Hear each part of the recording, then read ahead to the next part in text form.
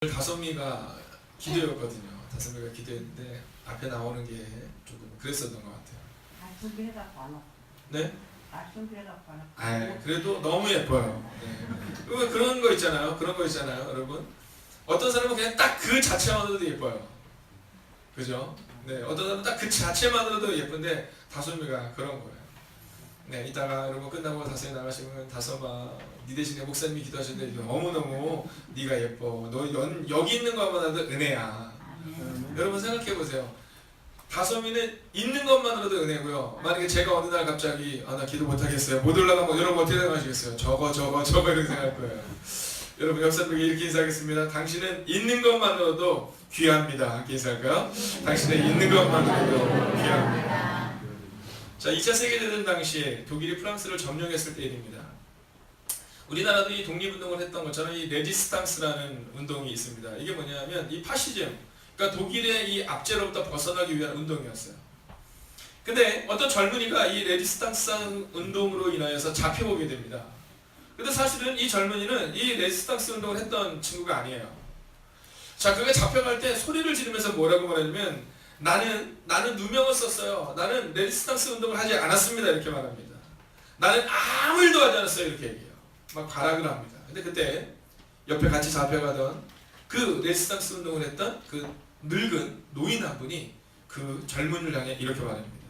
젊은이, 수백만 명의 무고한 생명이 죽어가고 나라를 빼앗기고 도시가 다 파괴되고 있는데 아무 일도 하지 않았다고 외치는 자네, 아무 일도 하지 않은 자네, 바로 그것이 자네의 죄네. 이런 얘기를 했습니다.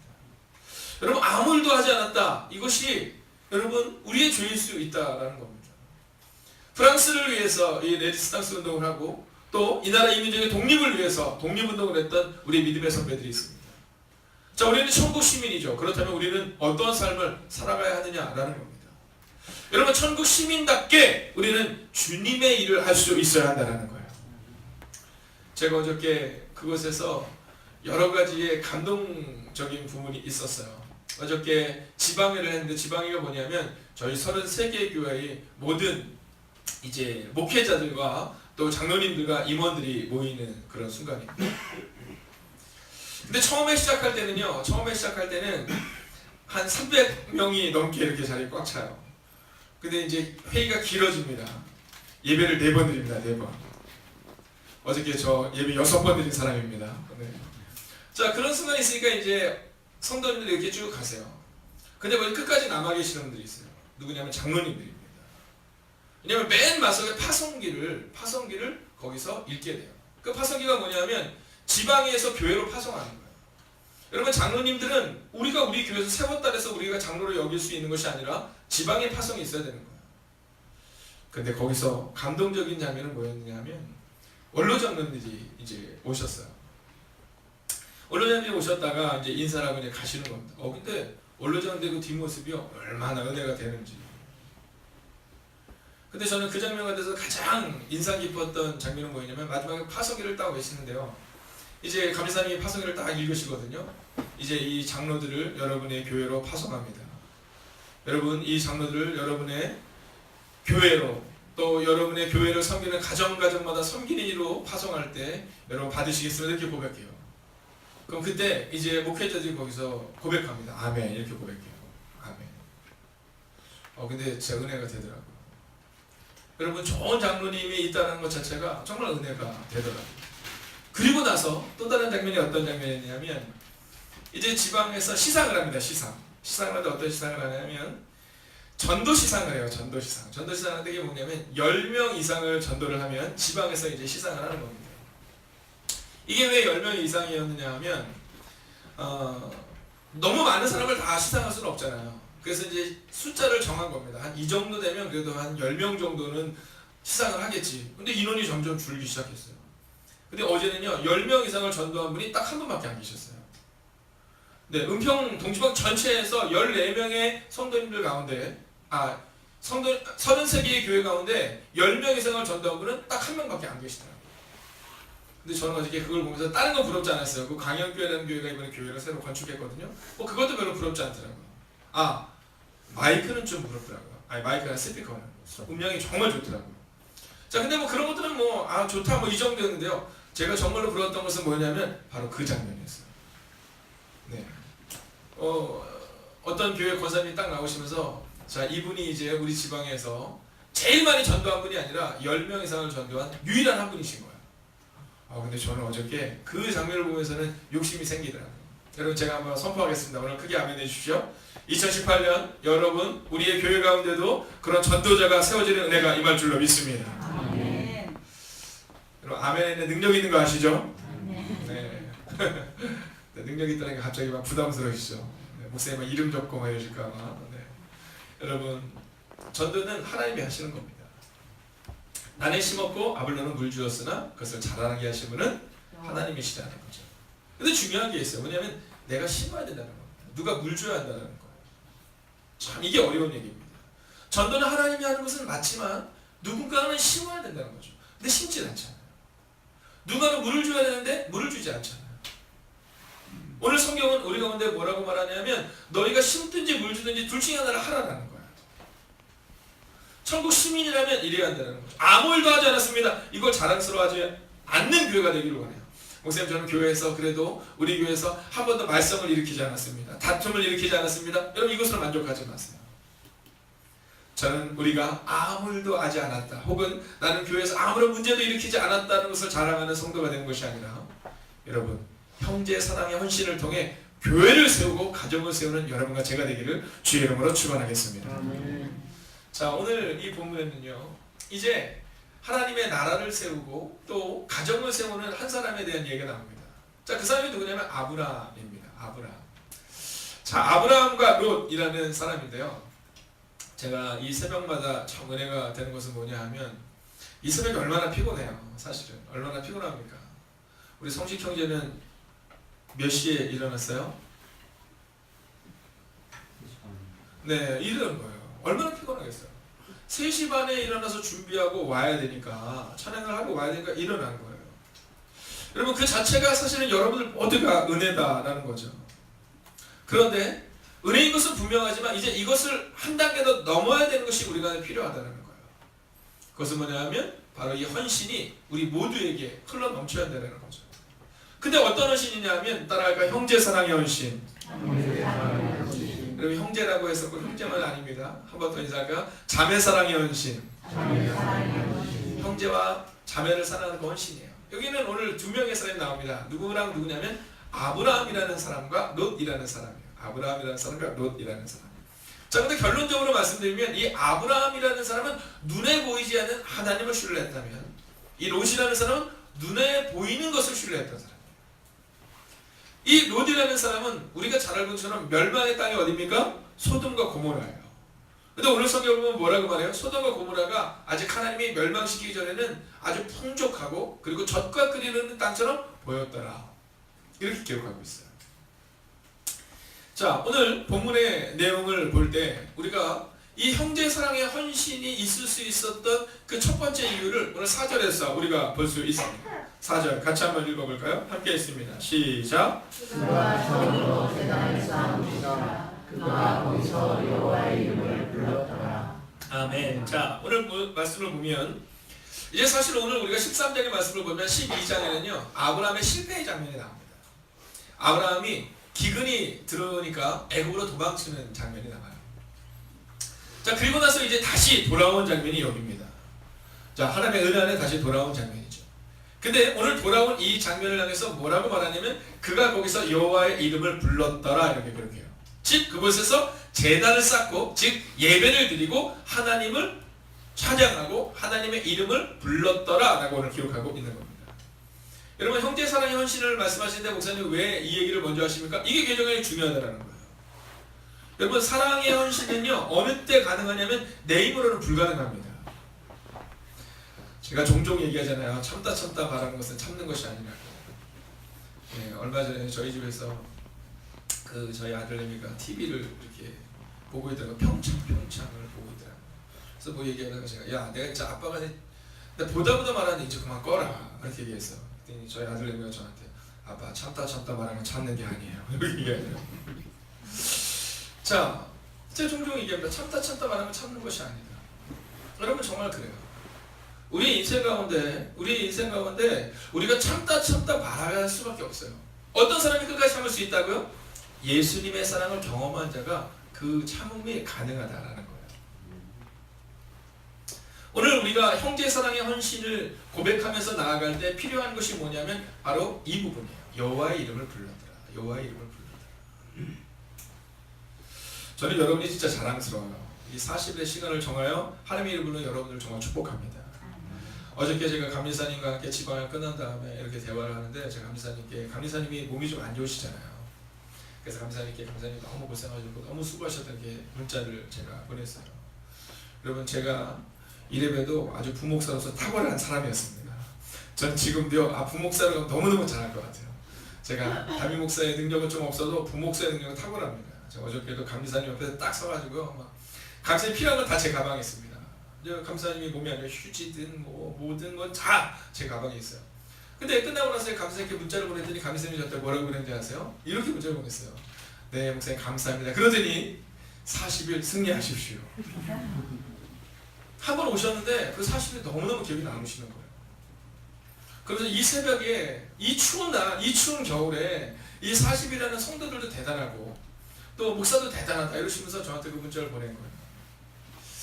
근데 그 감사님이 그 장면을 정말로 위대하게 본 것은 뭐냐면 우리가 여호와의 이름을 불렀기 때문에 하나님이 우리의 길을 세우신다는 믿음의 확신이 있으시다는 거예요. 감사님의 마음가운데 그 마음이 있었어요. 야, 어떻게 우리 지방에서 이런 교회가 세워질 수 있을까? 단순하게 명료하다는 거죠.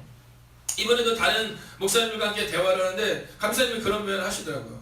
아니 행복이 가득한 교회는 우리 지방에서 제일 잘 부흥하고 있고 장감성을 떠나서 진짜 하나님의 은혜를 경험하는 교회인데 어떻게 그런 일이 있느냐고 물어보시는데 감리사님이 그러시더라고요. 아이고 그 교회 교인들이요 지독합니다. 이 추운 겨울에 40일의 새벽을 정하고 기도하는 교회입니다. 이렇게 말씀하십니다. 여러분 오늘 이 아브라함이 어떻게 롯에게 양보할 수 있었고 어떻게 그 위대한 삶을 살 수 있었을까? 이유는 단순하게 명료합니다. 여호와의 사랑이 그의 삶 가운데 있었기 때문이에요. 그리고 여호와의 이름을 그가 불렀기 때문이다라는 거죠. 여러분 여러분을 너무 믿지 마십시오. 여러분을 너무 믿지 마세요. 저도 저를 믿지 않습니다. 저도 저를 믿지 못하는데 우리가 누구를 믿을 수 있겠습니까? 오직 하나님만이 우리의 삶을 바꾼다는 믿음을 가지셔야 합니다. 오늘 사실 창세기 13장 4절에 나오고 있는 이곳은 어떤 땅이냐면 읽지는 않겠지만 창세기 12장 1절에 보면 이제 하나님이 처음으로 아브라함을 부르신 장면입니다. 아브라함이 뭐라고 말하냐면 아브라함아 딱 나타나셔서 아브라함아 내가 너한테 멋진 것을 주고 이렇게 말씀하지 않고 떠나라 이렇게 말씀하세요. 떠나라. 여호와께서 아브라함에게 이르시되 너는 너의 고향과 친척과 아버지 집을 떠나 내가 네게 보여줄 땅으로 가라 라고 말하셨어요. 여러분 아주 놀라운 장면입니다. 하나님이 아브라함에 나타나셔서 야 아브라함아 너 이제 이사 좀 가라 이러면서 이러는 거예요. 자 누구를 하시면 좋을까요? 네. 그리고 저기 계시고 이강원 권사님이라고 칩시다. 근데 이강원 권사님이 지금 대조동에 살고 계시는데 하나님이 갑자기 이강원 권사님에다 나타나서 뭐라 하시냐면 이강원 권사야 너 강남으로 가라.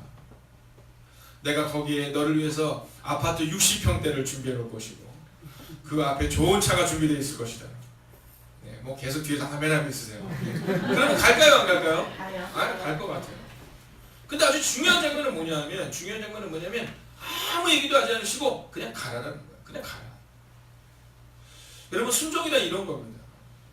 여러분 오늘 우리 가운데 사실은 우리의 교회의 미래 여러분 잘 보이세요?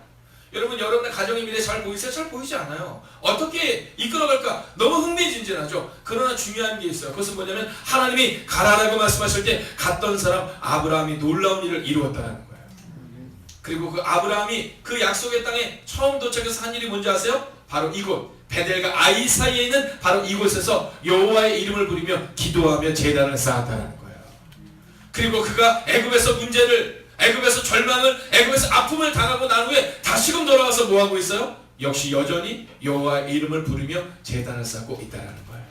여러분 예배가 여러분의 습관이 되시기를 주의 이름으로 축원하겠습니다. 습관이 바뀌기 전에는 아무것도 바뀐 것이 아니에요. 오늘 아브라함을 보십시오. 하나님이 아브라함을 부르시고 여호와 이름을 부르며 제단을 쌓았던 그 습관이 창세기 12장에도 나오고 있지만 오늘 13장에도 여전히 반복적으로 발생하고 있다는 거예요. 오늘 이 아브라함이 사랑의 헌신을 할 수 있었던 이는 바로 여기에 있다는 거예요. 그의 힘의 원천은 어디였다고요? 오직 하나님이셨어요. 여러분, 여러분의 절망의 순간 가운데 여러분의 힘의 원천이 누구셔야 한다고요? 오직 하나님이셔야 한다는 거예요. 내 의지로 이기려 하지 마십시오. 내 의지로 이기려고 발버둥 쳐도 여러분 발버둥 칠 뿐이지 우리는 이길 수 없습니다. 그러나 우리가 여호와의 이름을 부를 때 그때 우리는 우리의 문제를 넘어서게 될 줄로 믿습니다. 자, 그러면 이 문제가 어떤 문제일까요? 자, 이 아브라함이 롯을 데리고 갑니다. 누구에게 말씀하셨냐면 아브라함에게 말씀하셨어요. 여러분, 그래서 누구 옆에 있는 거는 참 중요합니다. 자, 옆에 있는 분에게 한번 이렇게 인사하세요. 당신 옆에 있는 것이 복인 줄로 믿습니다. 함께 인사할까요? 당신 옆에 있는 것이 복인 줄로 믿습니다. 여러분, 진짜로 복인 줄로 믿으셔요. 자, 부모 때문에, 목사님 때문에, 장로님 때문에, 권사님 때문에 억지로 끌려왔을 수 있어요. 그러나 그것이 복이에요. 오늘 하나님이 아브라함의 창사장 12장 1절에서 말씀하시고 나서 롯이 함께 따라가요. 삼촌. 네, 쫄쫄쫄 따라갑니다. 아브라함을. 근데 오늘 본문에 보면요, 아브라함이 하나님으로부터 놀라운 복을 받았다고 기록하고 있어요. 근데 더 놀라운 것은 뭔지 아세요? 롯은 하나님께 약속을 받지 못했거든요. 롯에게 하나님이 약속하지 않았는데 롯이 아브라함 옆에 있으니까 롯도 거부가 되었다고 기록해요. 여러분, 종종 그런 경우 있죠. 막 신앙생활 막 열심히 하려고 막 하는데 열심히 하는 것은 좋은데 내 옆에 있으신 나보다 위에 계신 장로님이나 권사님이나 집사님이 너무 지독하신 분들이죠. 그래서 우리 마음 가운데 잘못 걸렸나? 이런 마음이 들 때가 있어요. 근데 그렇잖아요. 우리가 사실 그럴 때가 내가 잘못 걸렸나? 근데 놀라운 것은 뭐냐면요, 오늘 성경을 보면 하나님이 아브라함에게 뿐만 아니라 롯에게도 놀라운 복을 주셨다라는 거예요. 여러분, 누구 옆에 있는 거가 중요해요. 여러분, 오늘 내가 편하자고 여러분 편한 곳에 있는 것을 즐거워하지 마십시오. 오늘 하나님의 사람 옆에 있어요. 하나님의 사람 옆에. 근데 그 거부가 되다 보니까 문제가 발생이 돼요. 문제가. 제가 2주 전에 어떤 분이 그러시더라고요. 목사님 의자를 좀 어떻게 좀 해주세요. 의자를 좀 어떻게 해주세요. 아니, 겨울이다 이렇게 옷도 뻑뻑한데 아니 빈자리도 없고 이거 좀 어떻게 해야 되지 않아요? 그래서 제가 그분께 그랬어요. 그거 제가 어떻게 합니까? 제가 어떻게 합니까? 조금만 기다리시면 봄이 옵니다. 봄이 오면 두꺼운 옷이 사라집니다. 그럼 넉넉해질 거예요. 제가 그렇게 얘기했어요. 자, 뭐 예를 들어서 우리도 그럴 수 있잖아요. 우리도 막 앉는 게 좀 불편할 수도 있고 막 그래요. 네, 뭐 장로님은 막 불편한 게 너무 좋으시고 권사님 집사님이 너무 좋으신데 근데 또 아직 믿음이 연약한 분들은 그럴 수 있어요. 근데 이곳에 지금 그런 일이 발생하는 거예요. 막 거부가 되다 보니까 여러분 물도 부족하고 풀도 부족하고 막 양떼를 먹여야 되는데 부족한 건 투성인 겁니다. 그래서 드디어 아브라함과 조카 롯의 그 있는 사람들끼리 싸움이 난 거예요. 다툼이 난 겁니다. 자, 이제 여기서 중요합니다. 다툼이 일어났다는 거예요. 다툼이. 자, 제가 여러분 한번 여러분께 질문할까요? 우리 교회 앞으로 다툼이 일어날까요? 일어날까요? 네, 다툼은요, 작은 다툼은 일어나게 마련이에요. 여러분의 얼굴 표정이 여기는 얼굴. 선생님, 여태까지 우리 다툼이 없었는데 다툼 안 일어날 것 같은데 아니, 제가 분명히 여러분에게 예언합니다. 다툼은 일어나게 되어 있습니다. 왜 아멘을 안 하세요? 네, 다툼이 일어나게 되어 있어요. 여러분, 이게 아멘이 안 되면 곤란합니다. 교회가 어떻게, 교회가 그런 거예요. 여러분, 교회는 죄인들이 모이는 곳이 교회인 겁니다. 다툼이 일어났는데 다툼이 일어났을 때 그 다툼을 잠재우는 사람이 장로님이면 그럼 끝나는 거예요.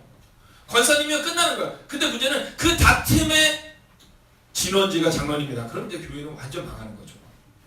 근데 교회는 다툼이 있는 거예요. 여러분, 여러분의 가정에 제가 한번 질문해 볼게요. 답은 하지 마세요. 여러분의 가정에서 작년 1년 동안 한 번도 싸우지 않고 한 번도 눈물이 없고 한 번도 나는 힘든 일이 없었다라고 생각하시는 분이 계시다면 저에게 오십시오. 제가 제 핸드폰을 드리겠습니다. 아니, 목사 집에서도요, 여러분 큰 소리가 납니다. 여러분, 목사 집에서 큰 소리가, 너 왜 이렇게 크게 웃어? 그거 방금 본 것처럼. 네. 여러분, 목사 집에서 큰 소리가 나요. 여러분, 저희 아버님이 장로님이셨어요. 네, 장로님이라도 큰 소리가 납니다. 큰 소리가 안 나다 있을 수 없는 일이에요. 근데 문제는 큰 소리가 났을 때 이제 그 얘기를 하는 겁니다. 어떻게 하면 되느냐? 여러분, 교회에서 큰 소리가 났을 때 누가 양보하면 된다고요? 네, 사랑이 많은 내가 양보하면 되는 거예요. 한번 따라할까요? 남이 나에게 잘하는 것은 기적이다. 여러분, 이렇게 여기면 돼요. 교회가 어떻게 그럴 수 있어요? 아니 그냥 그런 거예요. 네, 교회는 그런 겁니다. 여러분 교회는 죄인들이 모이는 곳이고요. 교회는요 성격이 용서하고 들으십시오. 이거 제 얘기가 아니라 선배 목사님들 얘기요. 교회는 성격 더러운 사람들이 모이는 곳이 교회가 돼야 된다는 거예요. 그리고 교회가 문턱을 딱 정해요. 저 사람 성격이 좀 넌 오지 마. 저 사람은 좀 그런 오지 마가 아니라 어떤 사람도 오라는 거 말해야 된다. 그리고 그 사람이 와서 용서하고 들으십시오. 이것도 부흥회 때 가니까 그러시더라고. 막 꼬장 부리듯이 말하는 분들이 있으시잖아요. 그래도 괜찮은 겁니다. 왜냐하면 교회니까. 교회가 어떻게 그럴 수 있어요? 교회니까 그런 분들이 오는 겁니다. 근데 문제는 교회에서 그러지 말아야 할 사람들이 있습니다. 그게 누구냐면 목사인 겁니다. 여러분 목사가 막 참다 한다고 생각해 보세요. 아 우리 목사님이 너무 좋으신데 갑자기 화를 내셔서 내가 언제 화를 낼지 모르겠어요. 이런 곤란한 거예요. 여러분 우리 교회 장로님은 너무 좋으신데 언제 화를 낼지 몰라도 이런 곤란한 거예요. 여러분 목사가 목사답고 장로가 장로답고 권사가 권사답고 집사가 집사다워야 한다는 거예요. 왜냐면 오늘 다툼이 일어났는데 여러분 누구 때문에 복을 받았어요? 아브라함 때문에 복을 받았어요? 롯 때문에 복을 받았어요? 아브라함 때문에 복을 받았어요. 자 그러면 만약에 누군가 양보해야 되면 누가 양보해야 돼요? 네, 사실은 롯이 양보해야 되는데 롯이 양보하지 않아요. 여러분 또 생각해 보세요. 아브라함이 나이가 많아요? 롯이 나이가 많아요? 네, 그럼 누가 양보해야 돼요? 네, 참 우리 형제님들 참 좋으신 거예요. 아브라함이 양보하셔야 된대요. 네, 그렇죠. 근데 사실은 세상적으로 볼 때는 롯이 양보를 해야 되는 겁니다. 근데요, 롯은 양보하지 않아요. 롯은 눈으로 뚝 봅니다. 그러니 가장 좋은 곳을 먼저 선택해요. 이때 우리 마음이 좀 어렵잖아요. 그럼 내가 교회를 왔는데 어떤 좋은 자리가 딱 있는데 그 좋은 자리에만 앉으려는 사람이 있을 때 우리 마음은 어때요? 좋아요? 아니면 저기는 내가 앉아야 되는데 이런 마음이 들어요? 네, 우리 마음 깊은 곳에 저기에 자꾸 앉아 이런 마음이 들 수 있어요. 근데 롯이 그런 거예요. 롯이 딱 보더니요 제일 좋은 곳을 선택하는 겁니다. 근데 그때 아브라함이 어떻게 하는지 아세요? 야, 네가 그 좋은 곳을 선택했으니까 내가 다른 곳을 선택할게 이렇게 말해요. 사랑의 헌신을 해야 되는 사람은 어떤 사람이냐면 앞장서야 되는 사람이고요. 다툼을 잠재우는 사람이 돼야 되고요. 제일 중요한 게 뭔지 아세요? 양보하는 사람이 돼야 한다는 거예요. 그리고 양보하면 교회는요 절대로 큰 소리가 나지 않습니다. 제가 한 3개월 전에서 6개월 전으로 기억하고 있는데 제가 저희 선배 목사님네 교회에 말씀드렸죠. 네, 창립 기념주일에 식당에서 싸움이 나서 근데 창립 기념주일 그냥 안 하셨다고 말씀하시더라고요. 근데 그 시작된 게 뭔지 아시죠? 네, 전임 여선교회 회장님은 깍두기를 해야 된다고 말씀하셨고요. 신임 여선교회 회장님은 배추김치를 해야 된다고 말씀하신 거예요. 근데 이게 점점 큰 소리가 났는데 나중에는 파가 갈린 거예요. 네, 깍두기 파와 김치 파로 배추김치로 나눈 거예요. 참 근데 신기하죠. 장로님들도 거기 한마디를 거죠. 장로님들 특히 권사님 남자 권사님들에게 좀 부탁드립니다. 남자 집사님들 마찬가지로 입을 좀 중히 여기십시오. 여러분 누구를 위한다고 한마디 툭 던지는 거 좋지 않습니다. 아 그래도 김치는 깍두기지. 그러면요 뭐라고 얘기하냐면 겉보라고. 우리 김용준 장로님도 깍두기 파라고. 이광호 선생님도 지나가다가 또 아끼는 말. 아이 그래도 배추김치도 괜찮죠. 겉보라고. 우리 권사님은 배추김치 파라고. 그래서 끝내는 여러분 교회의 중요한 행사 중에 하나잖아요. 그 창립기념주의를 안 하기로 했다는 겁니다. 제가 그 얘기를 들을 때 우스운 것처럼 말씀하셨지만 그 목사님의 눈빛이 흔들리는 것을 저도 봤어요. 아무것도 아닌 일이에요. 오늘 아브라함은요 만약 하나님이 아브라함아 너 60평대 아파트를 줄 테니까 가라 이랬으면요 아브라함이 많이 흔들렸을 거예요. 근데 아브라함은요 하나님이 가라 하시니까 갔고요 하나님과 함께 있는 것이 좋았던 거예요. 저는 우리 교회 성도님들이 하나님의 말씀을 듣는 것이 기쁨이 되고 또 하나님의 교회에 있는 것이 기도하는 그 순간이 행복이 되는 순간이 우리 가운데 임하기를 주의 이름으로 부탁드리겠습니다. 아멘. 그러면 절대로 다툼이 일어나지 않죠. 어느 순간부터 주님과의 교제보다는 눈에 보이는 것이 중요하게 여긴다는 거예요. 롯은 눈에 보이기에 좋은 곳 소돔과 고모라를 선택했고 그리고 아브라함은 눈에 보이는 것을 중요하지 않았어요. 하나님의 음성이 중요했어요. 그래 네가 좋은 것을 선택해라. 그리고 끝냈다는 거죠. 자 그리고 나서 어떤 일이 일어납니까? 하나님이 아브라함에게 나타나서 이렇게 말했어요. 야 아브라함이야 너 동쪽으로 서쪽으로 종과 횡으로 즉 우리 편은 앞으로도 가고 뒤로도 가고 옆으로도 한번 쭉 가봐라.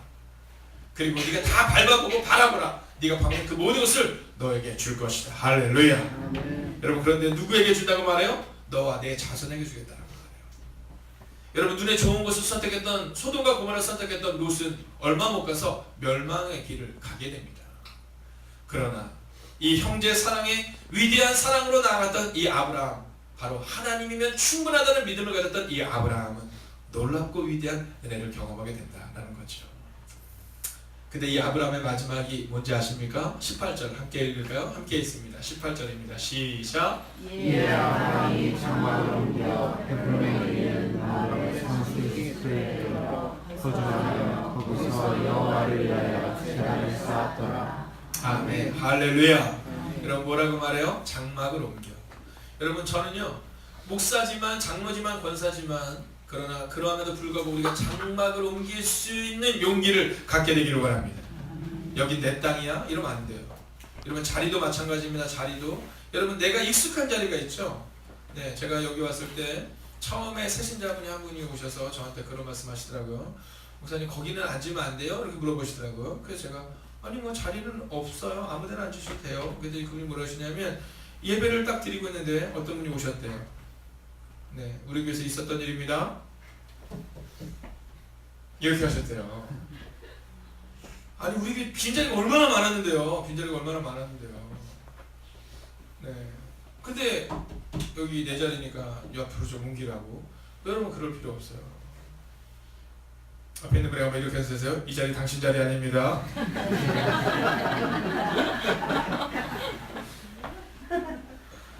여러분, 선배 목사님들이 종종 이런 얘기를 하세요. 그런 것들 때문에 상처가 되는 분들이 있다는 거죠.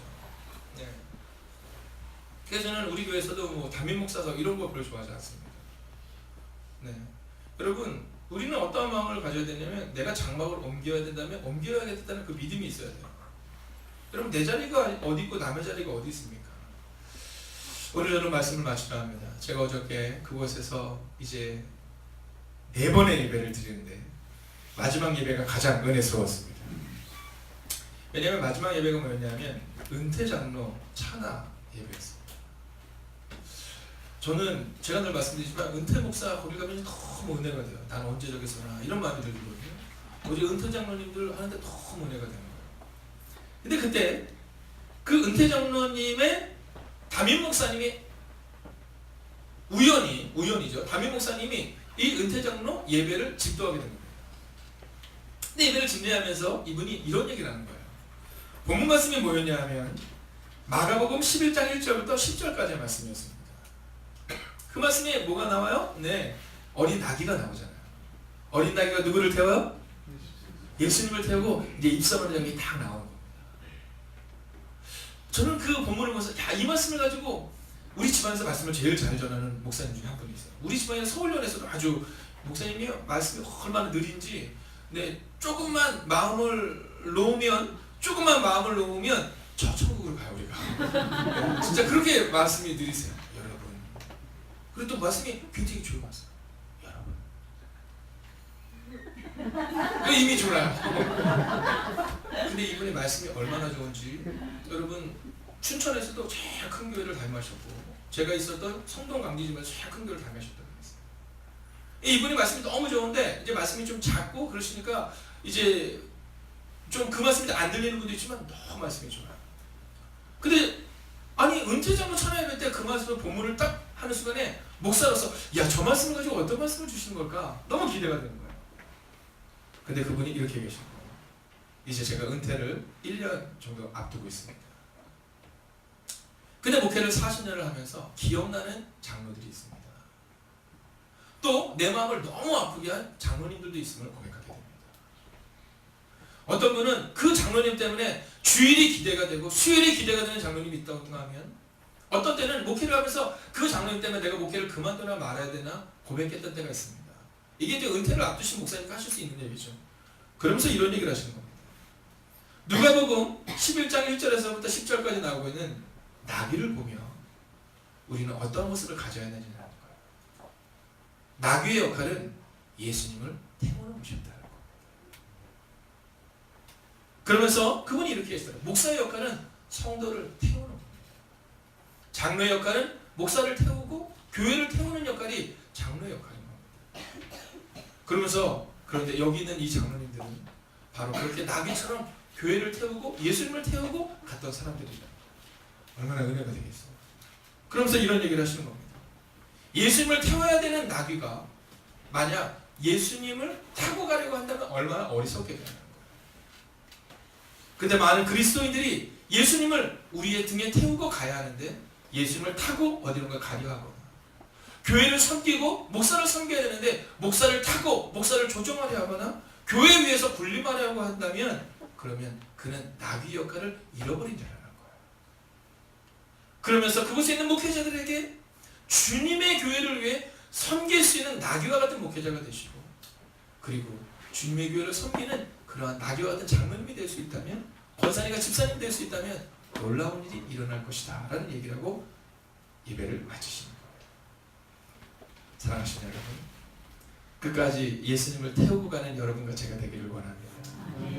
오늘 아브라함처럼 끝까지 양보하는 우리가 되기를 원합니다. 여러분, 오늘 아브라함처럼 끝까지 눈에 보이는 좋은 것을 선택하는 것이 아니라 오직 하나님을 선택하고 하나님의 이름을 부르며 그 어려움을 넘어섰던 아브라함처럼 그렇게 형제 사랑의 헌신을 해나가는 실천하는 여러분과 제가 되기를 주의 이름으로 축원하겠습니다. 여러분 함께 기도할 텐데요. 우리가 찬송 한 곡만 하고 같이 기도하겠습니다. 내